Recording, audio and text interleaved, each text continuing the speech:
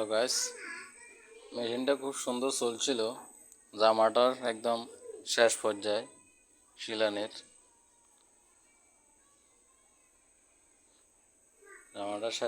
শিলানের এই মুহূর্তে মেশিনটা আর চলার না, ঠিক আছে। আর আমার এখানে এই সুইচটা নষ্ট, ঠিক আছে, এটাও নষ্ট। এর এখানে আছে অফ অন, এটাও কি আছে, এটাতে লো হাই, মানে আগে ছিল এটাতে লো হাই। তো এটা যেহেতু নষ্ট হয়ে গেছে, লো হাইটা এখন এখানে করে দিছি। তো এখানে লো হয় মানে আস্তে চলে আর জোরে চলে, এখানে টিপ দিলে। এখন এটা খুলে দেখব, যেহেতু এটা চলার না, এটাতে কি সমস্যা ভিতরে দেখি, তারপর তার ভিতরে খুলবো। জন্য ছোট একটা স্ক্রু ড্রাইভার হলেও হবে।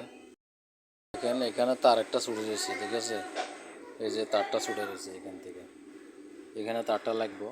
তো এখান থেকে ছুটে গেছে, এই কারণে মেশিনটা চলার না। তো আপনাদের মেশিনও যদি এরকম যদি না চলে, ফুটপাট করে মেশিনটা খুলিয়ে এলেন না, প্রথমে এটা খুলে দেখবেন, ঠিক আছে।